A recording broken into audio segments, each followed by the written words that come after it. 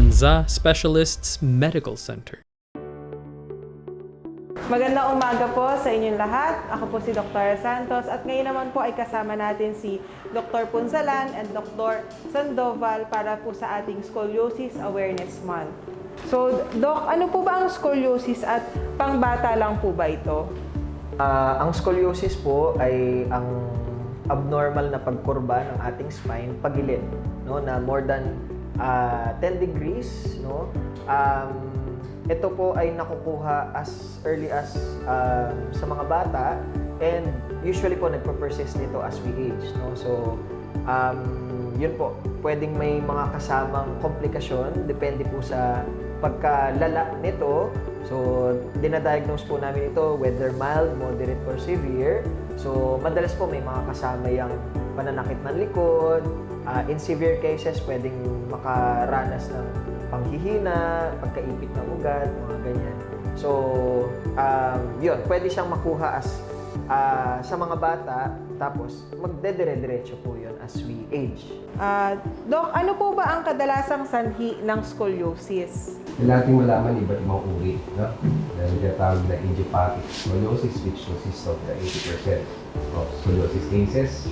Merong neuromuscular scoliosis, which includes yung mga pasyente may cerebral palsy, muscular dystrophy, spinal bifida. Meron naman po tinatawag na adult type of degenerative scoliosis, which is yung mga tatanda na nag-deviate yung spine dahil nagkaroon ng pagbabago sa buto. Ma-elevate yung buto sa lumbar spine, nadulog siya, or yung nagkaroon siya ng pagbabago sa kanyang mga disc. Ang most common type, which is idiopathic adolescent scoliosis, ito po ay kadalasan na-mention ang contribution ng genetics, no? Which is around 38 to 57%. Family history, siguro around 30%. But then, meron din yung factor kasi ang environmental at ano man po yung iba pang contribute sa scoliosis. Sino po ba, Doc, ang nagkakaroon ng scoliosis or prone sa pagkakaroon ng scoliosis?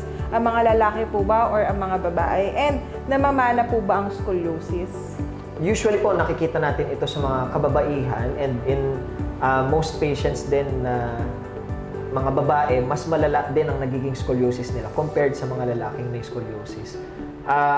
May mga classifications din kasi tayo ng pinagmumulan ng scoliosis. Most are idiopathic, no? Idiopathic, ibig sabihin hindi natin alam kung saan nanggagaling. Pero may uri din ng scoliosis na namamana or hereditary. Kailan ba masasabi na kailangan na ng operasyon para sa scoliosis? Meron kasing tinatawag na Cobb's angle, kung susukat ng kurbada base sa x-ray. No? Sa unang 10 degrees hanggang 25 degrees, pwedeng conservative treatment, which means therapy, rehab lang siya. Pag tumawid ng 25 to 35 degrees, around that number, pag-iisip na po na kailangan natin lagyan ng suporta o bracing yung likod ng bata. Sapagkat may chance ako progress ito ng 5 to 10 degrees every 3 months. Now, if the Cobb's angle reaches an angle of around 39 to 40 degrees, that's the cut-off.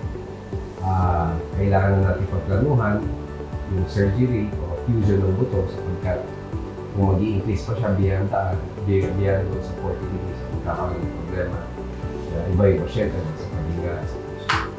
Kapag ang isang tao po ay mayroong pananakit ng likod at mayroon pong mild scoliosis, meron po ba tayong option na physical therapy? Yes, actually, no. The baseline or foundation of our management for patients with scoliosis ay exercises, no. That's why for patients with scoliosis, whether mild po yan, moderate or severe, we start the exercises, no, pinapa-physical therapy para maturuan ng mga exercises, more on stretching, strengthening ng mga affected areas ng spine and ng mga muscles na nakapaligid dun sa spine. Maaari po bang mag-anak pa or magbuntis ang isang babae na mayroong scoliosis or naoperahan na po dahil sa scoliosis? Makakatakbo pa po ba ang taong ito? Wala pong lumabas sa pag-aaral na may kakaroon ng komplikasyon o problema ang isang pasyenteng may scoliosis na nagbubuntis. Ang magiging problema lamang po kung sakaling cesarean yung pasyente ay yung pag-i-induce ng anesthesia ng anesthesiologist sapagkat doon nakasalalay sa kanyang pag-i-inject ng anesthesia yung paghahalak ng lumbar spine. So kadalasan, kung twisted po ang likod, medyo hirap po yung anesthesiologist. But with the guidance ng ultrasound guided na induction ay madali niya naman makita kung saan nila ilalagay ang anesthesia. Regarding sa pagbubuntis, wala akong magiging problema ng isang pasyente ng scoliosis. Regarding naman sa maaaring return to sports sa pagtakbo. So yung pagtakbo, una, again, depende kung ilang degree siya ng scoliosis, yung deviation. Kasi kung malaki talaga yung kurbada, yung center ng gravity niya ay hindi rin diretso. So, minsan may konting factor yun sa pagtakbo. No? Paano siya makatakbo ng diretso.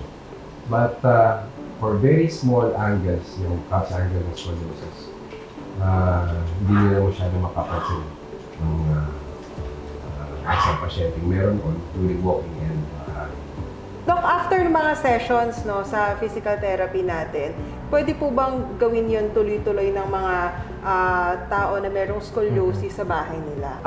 Yung mga exercises na ituturo during physical therapy sessions, magiging parang maintenance na talaga ng pasyenteng may scoliosis yun to prevent recurrence o hindi magpaulit-ulit yung pain kung may nararamdaman mang pain, at nakakatulong din base sa mga pag-aaral ma-prevent na lumala yung kurba ng scoliosis.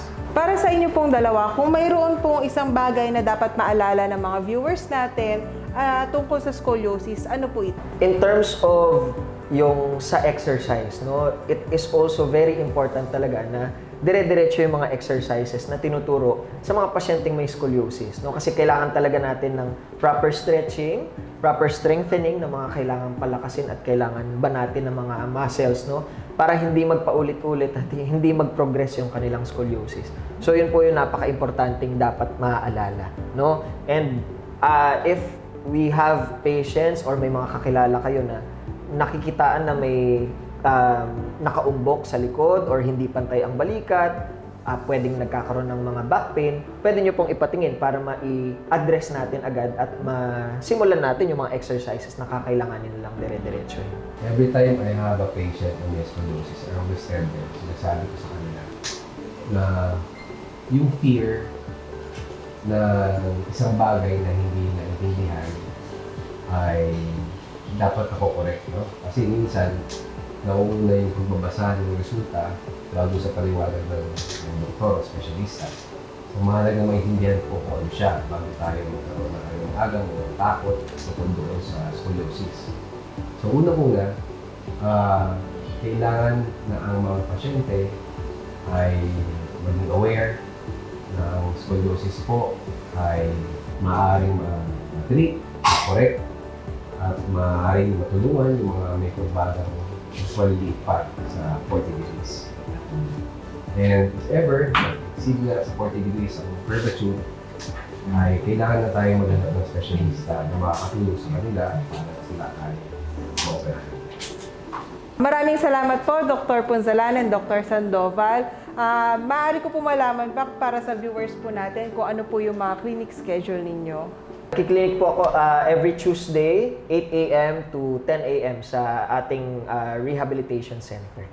My clinic schedule is Wednesdays at 1 to 3 p.m.